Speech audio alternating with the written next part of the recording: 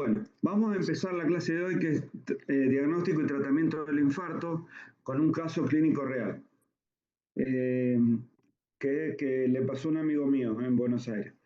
Gerardo tiene 67 años, no tiene factor de riesgo coronario y estaba en una fiesta presentando y le estaban haciendo una fiesta porque se jubilaba. Trabajó en una empresa y se jubilaba.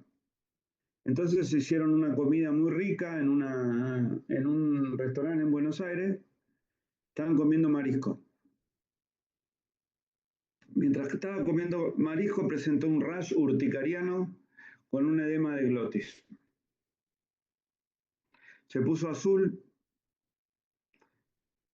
llamaron a una ambulancia en el lugar donde estaba y lo llevaron a un hospital. Interpretaron como una urticaria aguda con edema de glotis y en la guardia le iniciaron tratamiento con corticoides y adrenalina. Estaba en la guardia, presentó un intenso dolor precordial opresivo, típico de enfermedad coronaria, anginoso, asociado a hipertensión 220-120 milímetros de mercurio. Con este electrocardiograma, fíjense, tiene un electrocardiograma con un ritmo sinusal, un eje eléctrico normal y con un supradesnivel del ST de B1 a B6.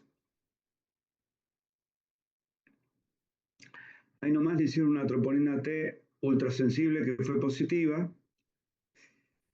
Y bueno, hicieron el diagnóstico de infarto agudo de miocardio. ¿Qué opinan? ¿Qué le pasó a Gerardo? O puede ser que por ahí, por el estado hiperdinámico que tenía por la anafilaxia anterior, haya terminado desarrollando el IAM. Esa es una hipótesis fisiológica que me parece muy bien, pero hay otras explicaciones posibles. ¿A alguien se le ocurre alguna otra?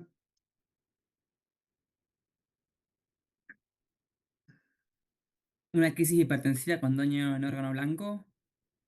¿Quién está hablando? Jesús. Jesús Gordon.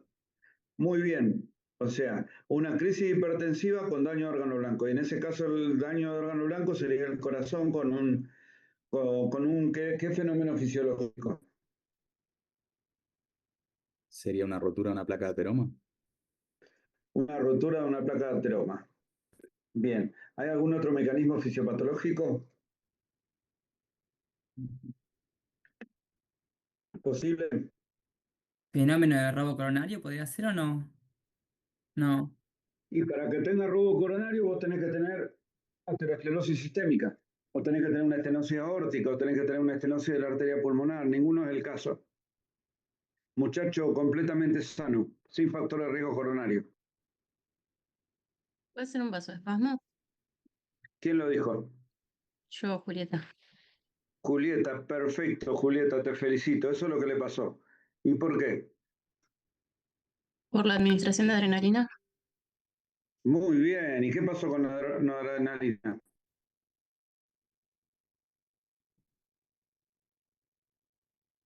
¿No hace No target hace en los receptores beta 2 de los vasos coronarios y genera la vasoconstricción? Bien. El problema fue que la adrenalina se le hicieron endovenosa.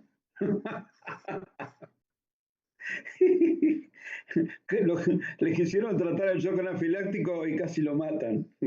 Le metieron adrenalina endovenosa cuando no se da endovenosa, se da subcutánea. Hizo un edema de glotis y un edema agudo un edema de glotis que debería haberse tratado bien completo con hidrocortisona y con adrenalina subcutánea. Se trató con adrenalina endovenosa, le provocaron una crisis hipertensiva por la adrenalina y le terminaron haciendo un infarto por iatrogénico. ¿Entienden? No es un verso lo que les estoy contando, pasó en forma real. Pero yo lo ejemplifico para que ustedes sepan que el infarto existe por diferentes mecanismos fisiopatológicos. Fue un infarto iatrogénico. El paciente se asustaron, lo pasaron a unidad coronaria, le hicieron un cateterismo. El cateterismo tenía lesiones coronarias, arterias coronarias completamente normales, y a las 24 horas lo mandaron a la casa. ¿Está? Sí, Doc. ¿Está entendido? Bien.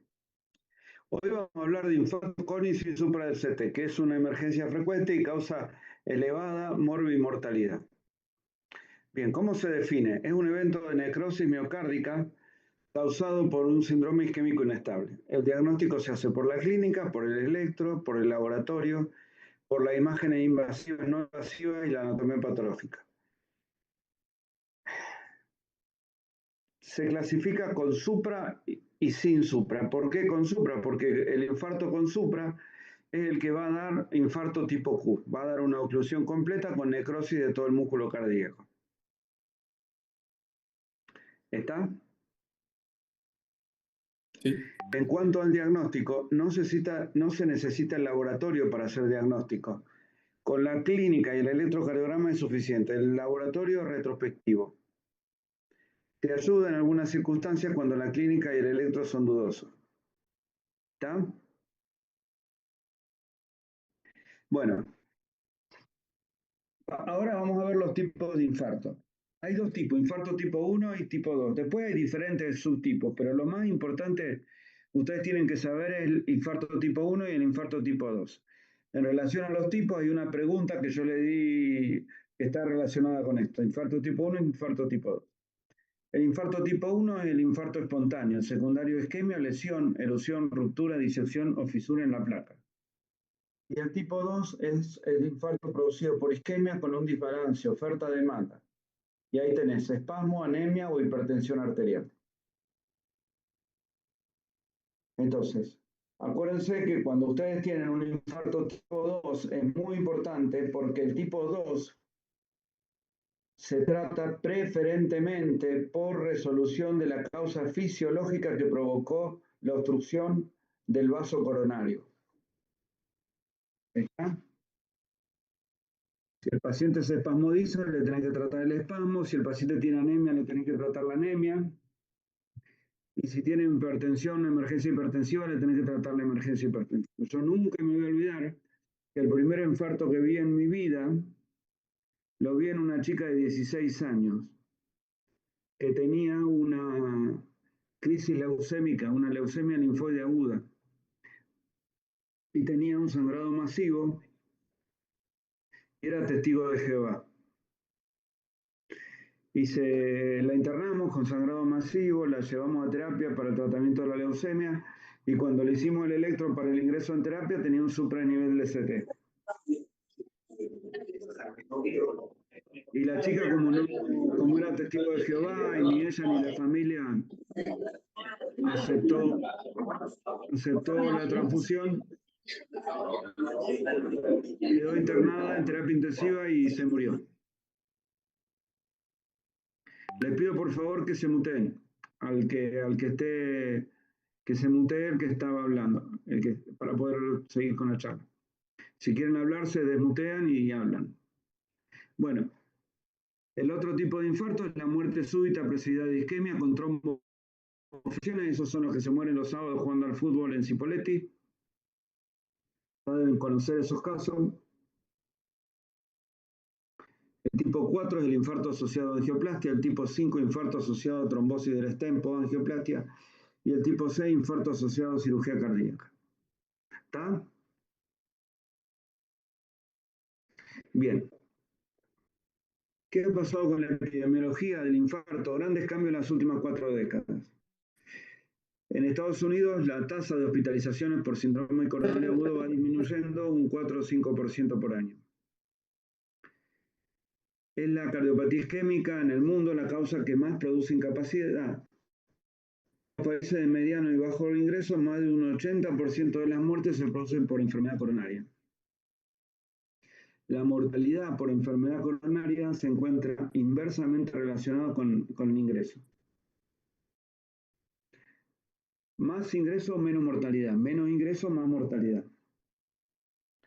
Porque disponer de recursos mejora muchísimo el tratamiento, el diagnóstico y los manejos de estos pacientes. ¿Estamos hasta acá? Sí, profe. Si vos muy rápido me avisan, chicos. Fíjense, este es un artículo que el que quiera lo puede leer, y me encantó este artículo porque es acerca de una encuesta sobre el manejo del infarto con elevación del ST en los hospitales rurales de Río Negro, para que ustedes vean cuál es la gran asimetría que hay entre los lugares que cuentan y los lugares que no cuentan con recursos. Porque el contar con recursos te ayuda un montón a mejorar y a disminuir la mortalidad de estos pacientes. Entonces, el objetivo de esta encuesta fue conocer la disponibilidad y utilización de los recursos diagnósticos y terapéuticos en la atención del infarto agudo del miocardio con supra-nivel del ST en centros médicos rurales de la provincia de Río Negro. Se realizó una encuesta telefónica estructurada en respuesta abierta a médicos de guardia de 8 hospitales de la línea sur, todos niveles entre 2 y 4.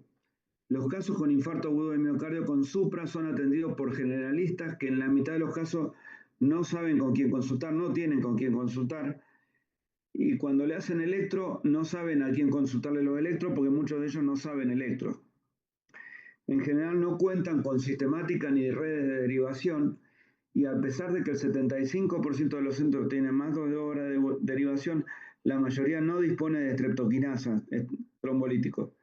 La mitad de las derivaciones son a ciudades que no disponen de hemodinamia para casos sin cobertura. Fíjense el recontra mal manejo que tienen estos pacientes. Por lo tanto, hay mala organización, mala disponibilidad de recursos en la atención del infarto con supra del ST en las zonas rurales de la provincia de Río Negro. Cuando en otros lugares, como por ejemplo Bariloche, si hay disponibilidad de obra social, se puede ir a un sanatorio y hacerse una angioplastia. En el sistema público de salud no hay posibilidad de angioplastia en la ciudad de Río Negro. ¿Está? Bien. ¿Cuál es el mejor tratamiento del infarto? ¿Cuál es el mejor tratamiento? Angioplastia, trombolíticos. ¿Qué opinan de eso?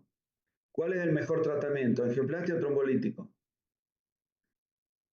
Tengo entendido que cuando está disponible se utiliza angioplastía.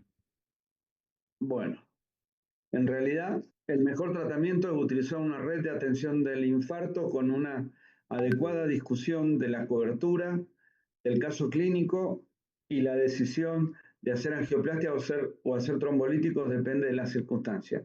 Y eso es lo que vamos a hablar en los próximos minutos. Entonces, el mejor tratamiento es la creación de redes del infarto. ¿Qué significa redes? Son centros coordinadores que analizan caso por caso y se fijan la posibilidad de que tenga o que no tenga cobertura. Si no hay cobertura, lo que se hace es que se hace una capacitación.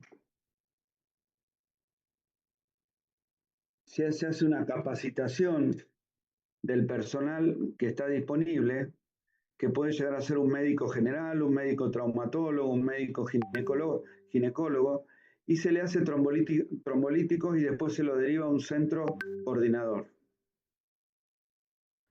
Si el paciente tiene menos de 120 minutos de dolor y tiene obra social o tiene disponibilidad en el sistema público, se hace una angioplastia, pero no es que se hace angioplastia a todos los pacientes. Porque el objetivo es tratar de hacer el mejor tratamiento disponible en el menor tiempo posible.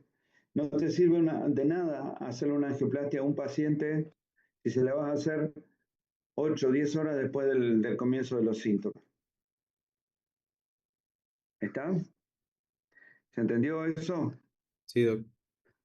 Entonces, el Sistema Público de Salud en Neuquén ya hizo una red de tratamiento del infarto con el objetivo de mejorar la atención del infarto en la provincia. Es que el objetivo es tener un número telefónico que se denomina número de IAM, que permite diagnóstico a distancia, análisis de electrocardiograma, coordinación de tratamiento y derivaciones rápidas a hemodinamia, y esto se integra con una plataforma que se denomina Mi Salud de Neuquén, para la coordinación y gestión de los recursos y la derivación bien pensada.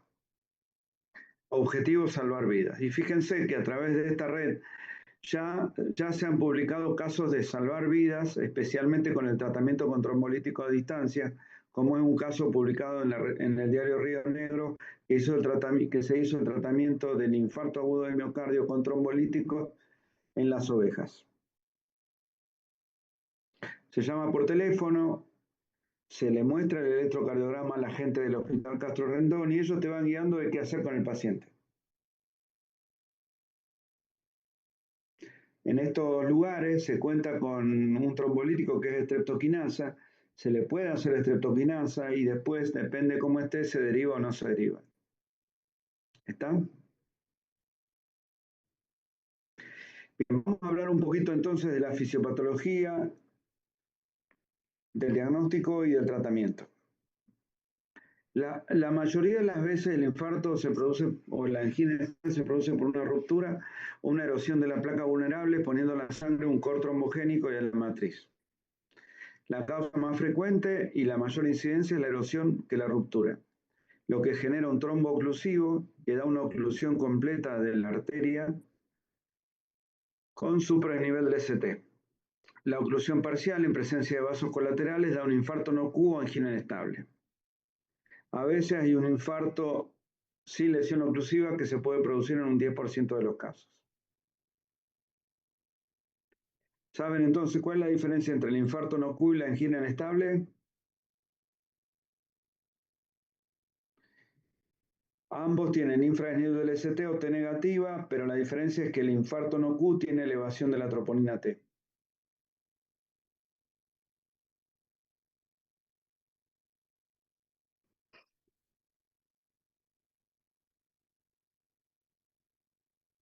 Hola. Se escucha, profe. ¿Se escucha? Sí, sí, lo que pasa es que no me toma el pasaje de la diapo, se me colgó. Ahí está. Entonces, bueno, los infartos que tienen oclusión completa van a tener supranivel del ST,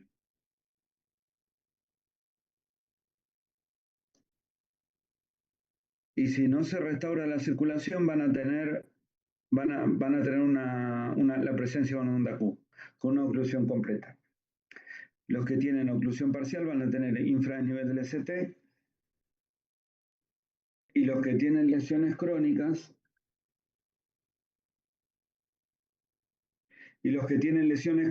pueden vivir con infradesnivel del ST.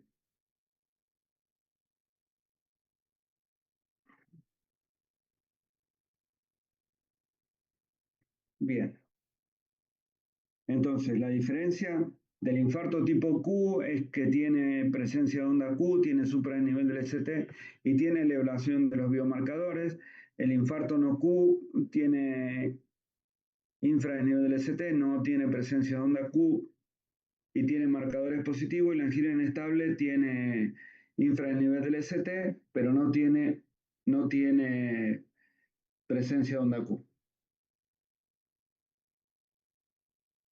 Bien. Hasta acá vamos bien. Sí, Doc. Sí, sí. Perfecto. ¿Alguna pregunta?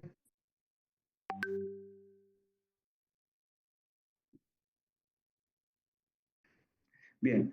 ¿Cómo es el diagnóstico por electrocardiograma? En general, en menores de 40 años se busca que haya un supranivel de ST mayor a 2,5 milímetros, más de 2 en varones y más de 1,5 en mujeres. En el resto de las derivaciones, más de 1 milímetro. B1, B2, B3. En infarto inferior se recomienda realizar derivaciones derechas y posteriores para identificar la afectación de los ventrículos derecho y posterior respectivamente.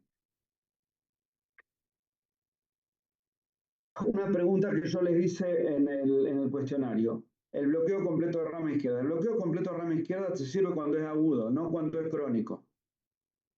Cuando el bloqueo completo de rama izquierda o de rama derecha es crónico, el diagnóstico de infarto. Mucho más difícil hacer el diagnóstico de infarto. Como el bloqueo de rama derecha dificulta el diagnóstico. A veces el bloqueo de rama izquierda puede tener un supranivel ST, pero no es tan fácil verlo. Lo mismo pasa con el ritmo, lo mismo pasa con el infarto posterior aislado. Cuando tenéis isquemia causada por oclusión del tronco o de enfermedad multivaso, hay una depresión del ST mayor de 1 milímetro en derivaciones de superficie con una supranivel del ST, particularmente en B1 y en ABR.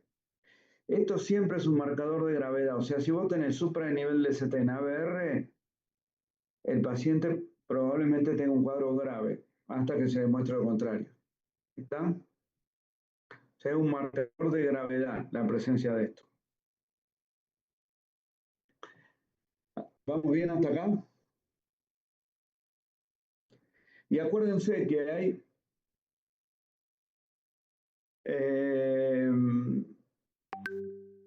acuérdense que hay un más o menos entre un 30 y un 40% de los infartos que pueden tener electrocardiograma que es normal. Electrocardiograma normal. Hay áreas del corazón que no se ve bien. Entonces no hay que confiarse. Vos podés tener un electrocardiograma normal y el paciente infartarse igual. Bien, estos son los niveles de evidencia de los que vamos a hablar, de qué intervención tomar en cada uno de los escenarios que vamos a discutir ahora. Tenés una clase 1, clase 2, clase 2A, 2B, 2, clase 3, con un nivel de evidencia tipo A, tipo B y tipo C. Bien. Ante la sospecha de síndrome coronario agudo, el paciente debe ser referido a la guardia. Siempre a una guardia. Cuando el paciente tiene factores de riesgo, no tomar decisiones en el domicilio, llevarlo a una guardia y hacer un electrocardiograma.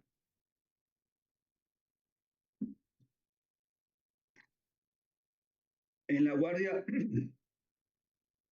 se le debe realizar un electro en menos de 10 minutos. Esta es una recomendación clase 1, nivel de evidencia C. Y se le deben hacer análisis de sangre con test de troponina, preferentemente ultrasensible. ¿Por qué? Porque es la troponina ultrasensible la que detecta menores cantidades de músculo afectado.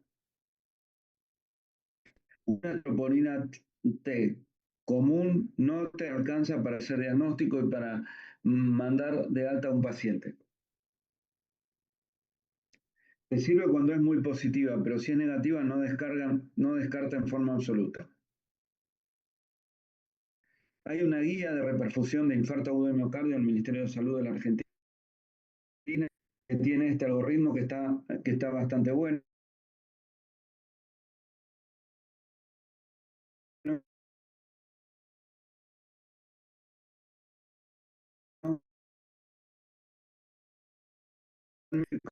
La realización de una, a ver cuál es la realidad local, qué posibilidades hay de hacer angioplastia o trombolítico. Si hay disponibilidad de angioplastia en menos de 120 minutos y no hay disponibilidad, habría que hacer fibrinolítico en forma inmediata. Imagínense lo que es Neuquén, imagínense lo que es la Argentina. En la mayoría de los lugares no hay disponibilidad de hacer una angioplastia en menos de 120 minutos. Si no hay disponibilidad, tenés que hacer fibrinolítico en forma inmediata. ¿Cuál es el problema? Que no hay mucha gente que quiera hacer fibrinolítico, que quiera aprender a hacer fibrinolítico, entonces se necesita la guía de un equipo experto. Si la fibrinolisis no es exitosa, se tiene que derivar directamente a hemodinamia y a realizarle una angioplastia primaria. Y esto se denomina angioplastia de rescate. La angioplastia de rescate es aquella en la que se produce luego de la presencia de un paciente con infarto agudo de miocardio que recibió trombolíticos y que los trombolíticos no fueron exitosos.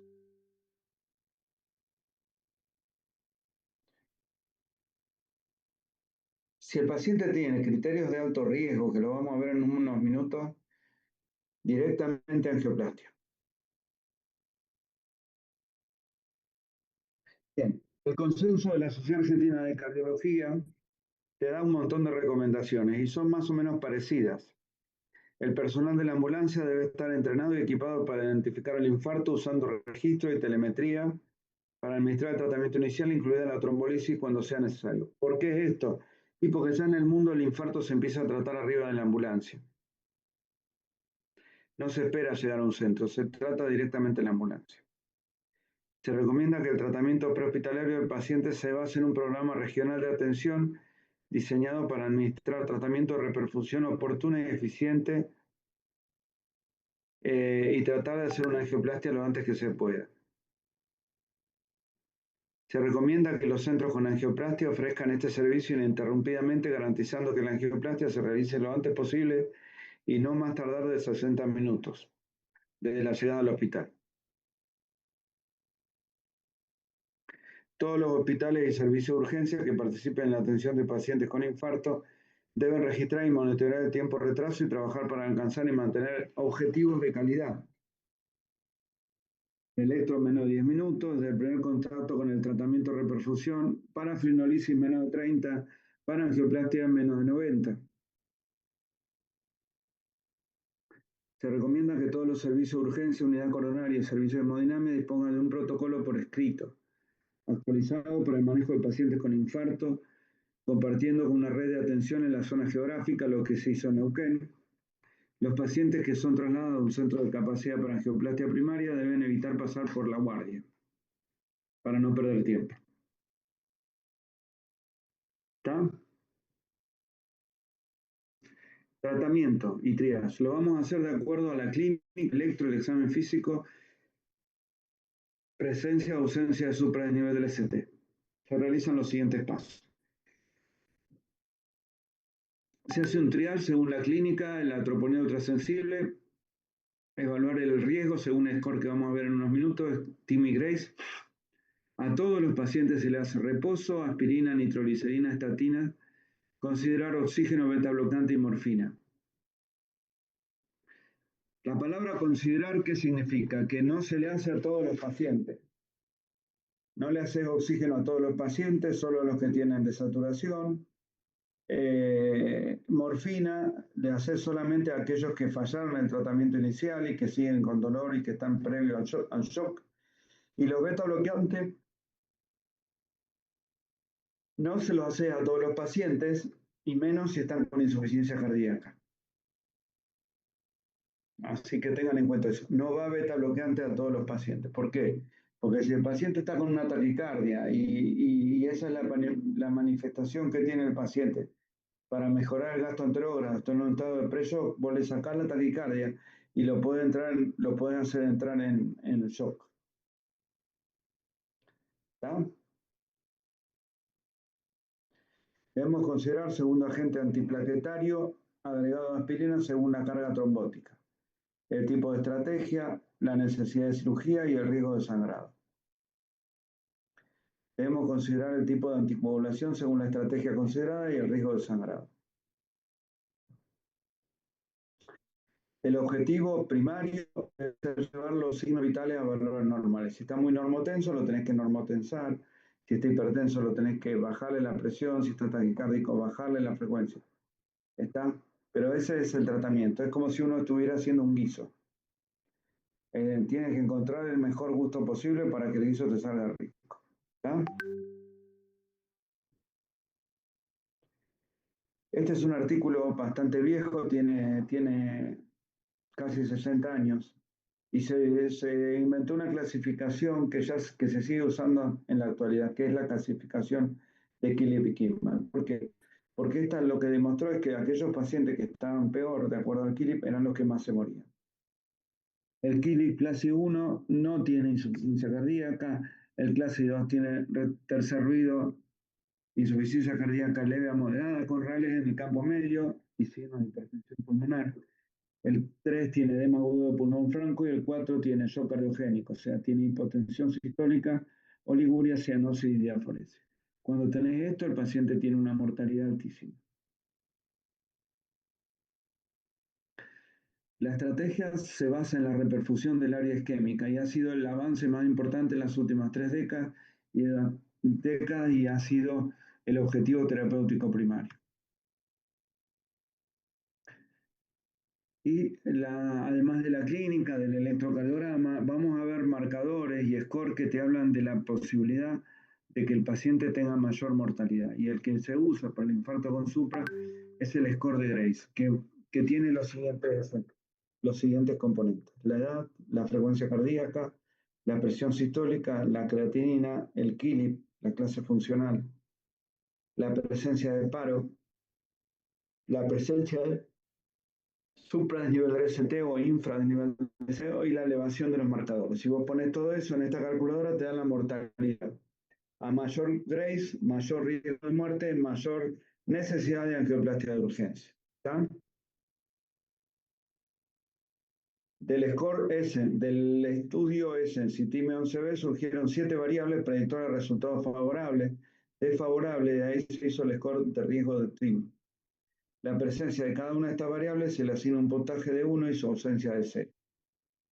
La edad, la presencia de diabetes, hipertensión, angina, la presión sistólica menos de 100, frecuencia cardíaca más de 110, Killing 2, 3 o 4, caída del peso, elevación del ST o bloqueo de rama izquierda, retraso en el tratamiento mayor a 4 horas.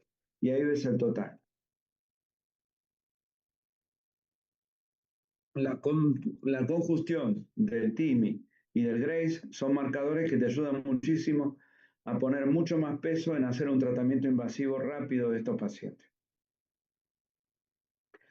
Y la presencia de insuficiencia cardíaca congestiva severa, angina recurrente o persistente, pese a tratamiento médico, inestabilidad hemodinámica, secundaria complicación mecánica o arritmia ventricular inestable, te pone en un escenario que sí o sí al paciente hay que hacerle una angioplastia de urgencia. Hay que abrirle la arteria con un balón y dejarle colocado un stent. Bien, esto me encantó de un libro que yo leí, Sesgo y errores cognitivos, pensando en la supervivencia y solo dos opciones. ¿Qué es más importante, la velocidad o la precisión para ustedes? ¿Qué es más importante, la velocidad o la precisión? La precisión. ¿Quién habla? Gabriel. ¿Por qué? Y qué sé yo, porque por hacer las cosas rápido o apurado, por ahí te comes algo importante. En cambio, si sos preciso, puede que tardas un poquito más, pero haces las cosas bien. ¿Están todos de Para acuerdo? mí, para mí es la velocidad en este caso. ¿Están todos de acuerdo?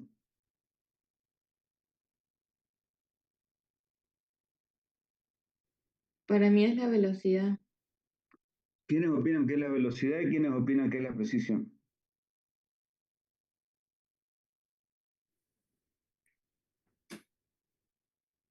Para mí es la velocidad también.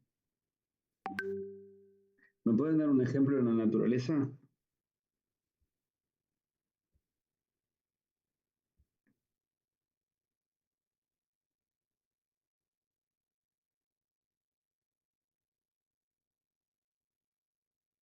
Está la Bueno, Paula, imagino. la liebre y la Profe, tortuga, por ejemplo. Bueno, y el ejemplo que usted dio, eh, o sea, el del caso, que ahí fueron rápidos, pero al final terminaron empeorando ¿cómo? la situación. El ejemplo que usted dio ¿Cómo? al principio del caso, que le dieron adrenalina endovenosa, fue rápida la acción, pero terminó empeorando la situación.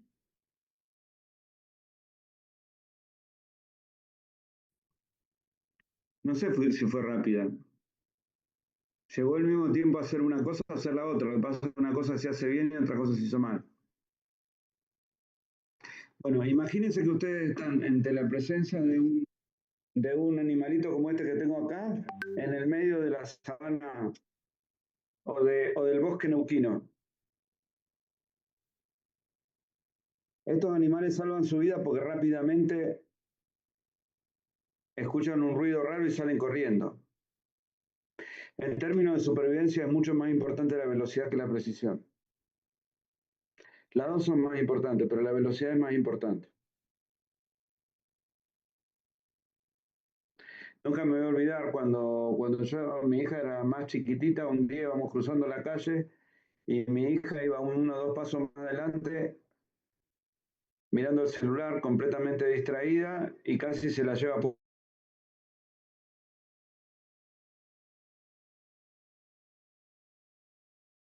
despertado rápido, mi hija no estaría viva ahora. O sea, es mucho más importante. Las dos son importantes, pero es mucho más importante la velocidad que la precisión. Y ustedes tienen que aprender eso. En medicina muchas veces es mucho más importante la velocidad y fundamentalmente en el área que nosotros estamos, la cardiología y el área de cuidados críticos. Por eso muchas veces los estudiantes que están con nosotros les cuesta adaptarse al ritmo que nosotros tenemos de trabajo porque nosotros trabajamos rápido, tomamos decisiones rápido, muy distintas del ritmo parsimonioso que tienen muchos médicos. Especialmente el cardiólogo sabe que tiempo es músculo, si no actúa rápido, no abre. Y fíjense, todo esto está orientado, todo el tratamiento está orientado a la prontitud, a la prontitud. Comienzo de los síntomas, llamar a un centro único o especializado, nunca el retraso. Menos de 10 minutos le hace un electro. Te fijas si tenés un centro con hemodinamia o centro sin hemodinamia. Si no tenés hemodinamia y la angioplastia no se puede hacer en menos de 100, se puede hacer, le haces una angioplastia. Si no, le haces fibrinolítico.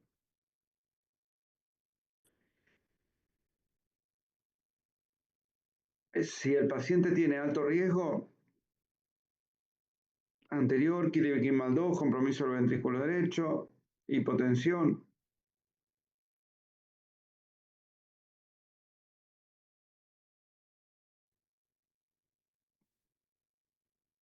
Si la trombólisis es exitosa, queda con tratamiento médico y si no es exitosa, angioplastia rectal.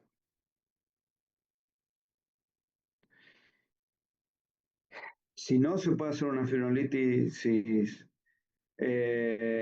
o no tuviste resultado, le haces una angioplastia de rescate. Si la trombolisis fue exitosa, lo evalúas el caso.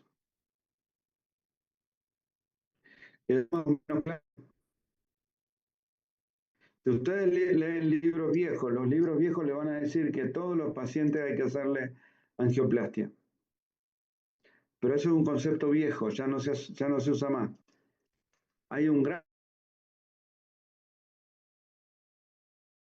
miles y miles y miles de pacientes, y la India como país, instruyendo a los pacientes, a los médicos de atención primaria a hacer trombolíticos, disminuyeron notoriamente la mortalidad del infarto, haciendo trombolítico. O sea, el mejor tratamiento es lo que más rápido se puede hacer. ¿Ah? Entonces, terapéutica antitrombótica, aspirina 162 a 325 miligramos, recomendado ante el primer contacto médico en todo paciente que cursa un síndrome coronario agudo.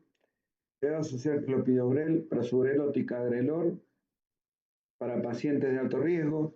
El infarto con supra de angioplastia debe hacerse una dosis de carga de clopidogrel seguida de una dosis de mantenimiento. Y en la angioplastia primaria se prefiere el prasugrel y el ticagrelor al clopidogrel, pero siempre con el médico hemodinamista. Bueno, esto es bastante preciso y bastante del hemodinamista, así que no se los voy a decir. Y no es muy importante que ustedes lo sepan. Angioplastia primaria. Se recomienda la angioplastia como tratamiento de reperfusión antes que la fibrinolisis en el infarto de menos de 12 horas del inicio de los síntomas, siempre que se realiza en los tiempos adecuados, en un centro con capacidad logística y personal experimentado. Esto es tan así que a veces en los centros con capacidad logística trabajan hasta las 5 o 6 de la tarde. Y si te viene un infarto a las 10 de la noche, te lo dejan internado en terapia y lo angioplastian a la mañana siguiente. Esto muchas veces no se respeta.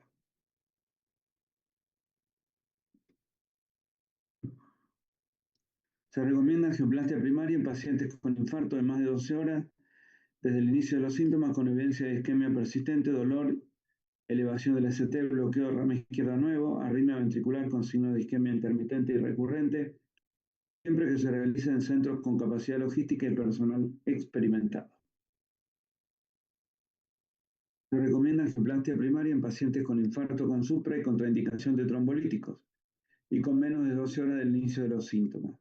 Se recomienda angioplastia primaria en pacientes con shock cardiogénico, insuficiencia cardíaca. Eso ya lo sabemos. Fibrinolíticos. Infarto con supra, bloqueo nuevo de rama izquierda, menos de 12 horas, sin contraindicaciones. Acuérdense, chicos, que para el examen siempre se toma cuál es la ventana terapéutica de los fibrinolíticos. La respuesta correcta a eso es entre 6 y 12 horas. Digo porque cuando yo tomo teórico pregunto eso y nadie lo sabe. Se confunden con la ventana terapéutica de trombolítico del paciente con ACV. Y no es lo mismo, no es lo mismo. El paciente que se presenta precozmente, menos de 2 horas del inicio de los síntomas, con un infarto extenso y riesgo de hemorragia bajo, se puede considerar trombolisis. El infarto extenso, 12 a 24 horas del inicio de los síntomas, con dolor persistente, elevación del ST, trombolisis. Infarto con más de 12 horas sin persistencia no le hace trombolisis. Infarto con supra y contraindicaciones tampoco. Con nivelación del ST tampoco le hace trombolítico. Elección de fibrinolítico, depende de cuánta plata tenés. Depende de cuánta plata tenés, el auto que te compras y dónde te vas de vacaciones, si te podés ir de vacaciones. Acá es lo mismo. Podés usar estreptoquinasa, que es la más barata, o podés tomar Teneplase, Reteplase, TNK. Es mejor el TNK, pero es muy caro y no se compra tanto. En caso de que se encuentre disponible, se recomienda el empleo de drogas fibrina específicas por sobre la estreptoquinasa en los infartos extensos o menos de 4 horas de evolución. Se aconseja el empleo a mitad de dosis en sujetos mayores de 75 y se debe disponer de trombolítico para administrar en bolo en unidades de traslado y centro de baja complejidad. Contraindicaciones para el tratamiento de trombolíticos. Es lo mismo que la heparina, o sea, siempre que van a hacer trombolíticos hay que repasar, hay que buscar contraindicaciones y ver que el paciente no las tenga. Que tenga un ACV hemorrágico, que tenga un ACV en cualquier tipo de...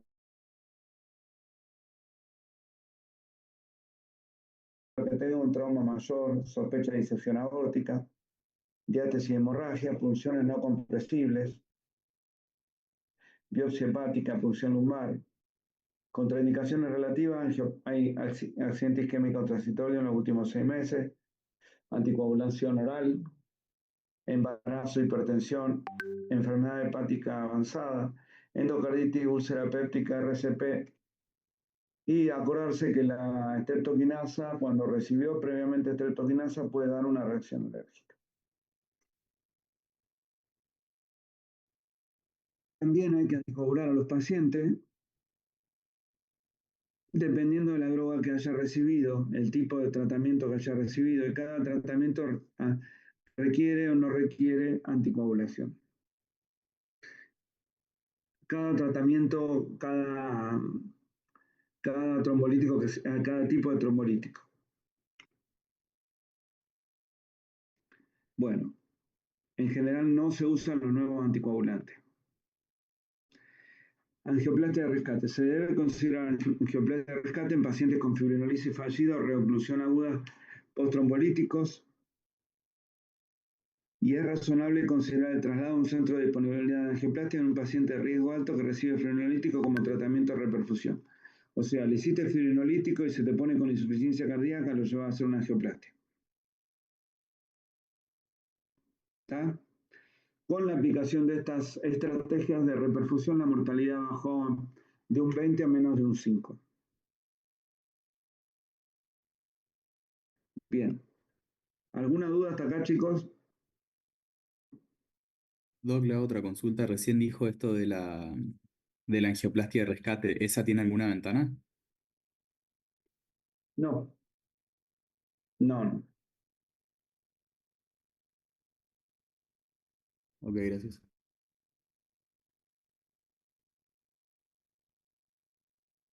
Revasculación del vaso responsable versus revascularización completa. Bueno, ahora hay toda una tendencia a hacerle el cateterismo, abrirle la arteria responsable del infarto y el resto de las lesiones que son severas, durante la internación volverla a angioplastiar.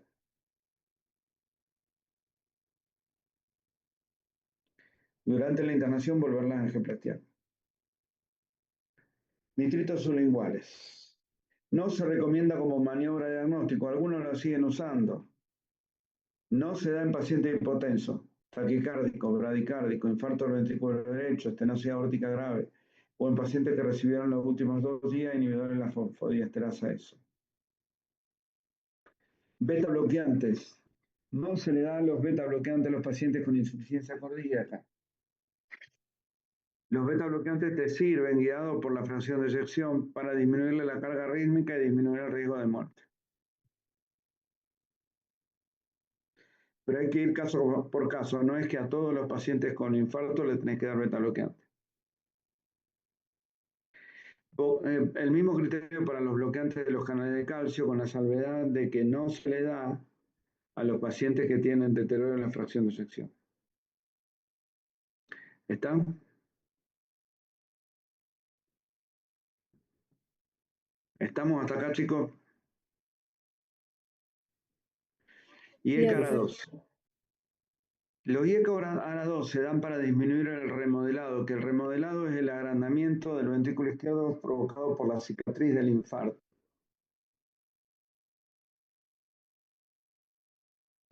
Tienen sus contraindicaciones: tensión arterial menos de 100, insuficiencia renal, y en general se da todas las 12 primeras horas para disminuir la insuficiencia cardíaca postinfarto. Antagonista de la aldosterona se le da a todos, esplenolona 25 miligramos. Cuidado con aquellos que tienen hiperpotasemia, insuficiencia renal, y tener cuidado en aquellos que tienen insuficiencia descompensada o diabetes. Estatinas siempre, siempre, siempre y de alta intensidad. Atorvastatina de 40 y 80 y rosuvastatina de 20 y 40. No solo para bajar el colesterol, sino para disminuir el evento de oclusión post-angioplástica. Bueno, acá tienen el tratamiento del edema agudo de pulmón. Esto es como si fuera una receta de cocina. Le dan oxígeno, le dan morfina, si el paciente tiene esa disnea incapacitante, le da furosemida.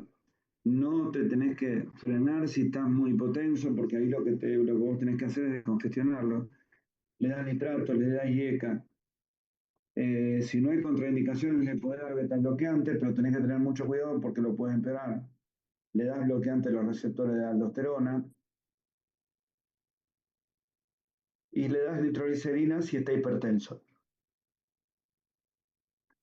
Le puedes dar hidralazino si no puede recibir IECA y le puedes dar beta bloqueante si no tienen contraindicación.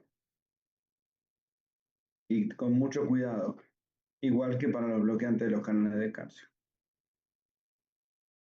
Shock cardiogénico, edema agudo de pulmón más hipotensión, oxígeno, diurético, asistencia respiratoria, eco inotrópico, balón de contrapulsación como evento antiisquémico.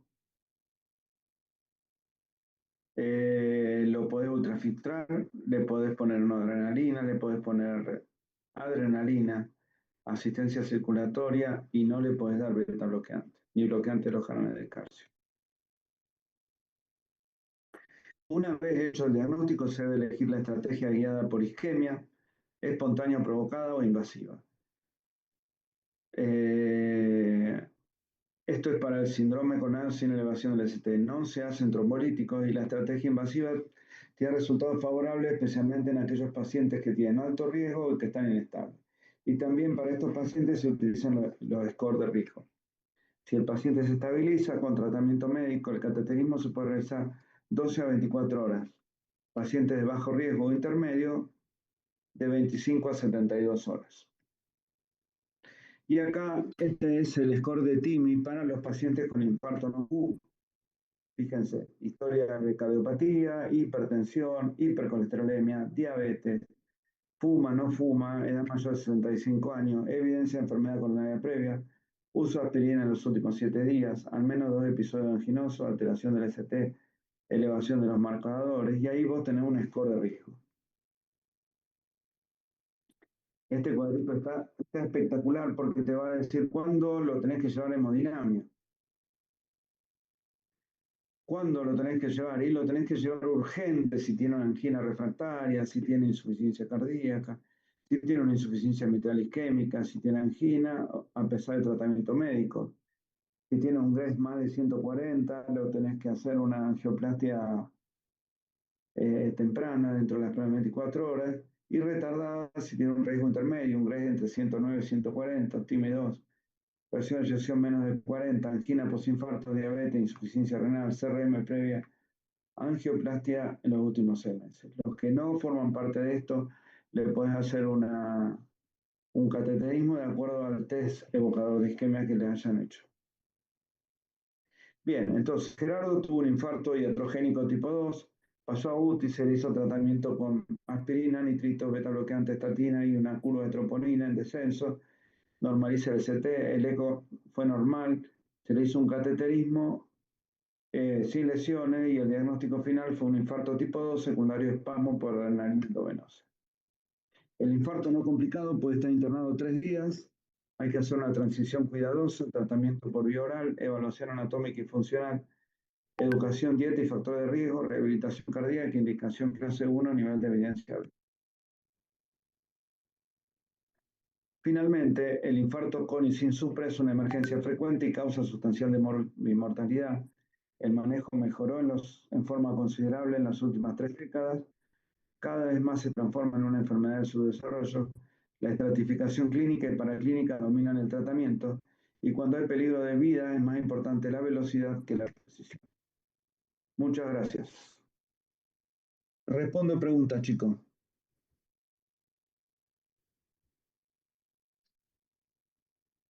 Doc, disculpe, no recuerdo no me sale. ¿Qué cantidad de horas disponemos para poder iniciar tratamiento con trombolíticos? ¿De 6 a 12 o de 6 a 8 había dicho? 6 a 12.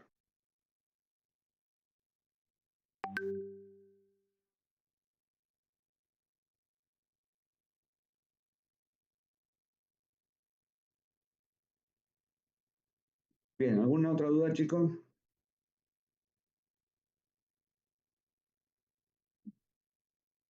No, profe, estuvo muy bueno.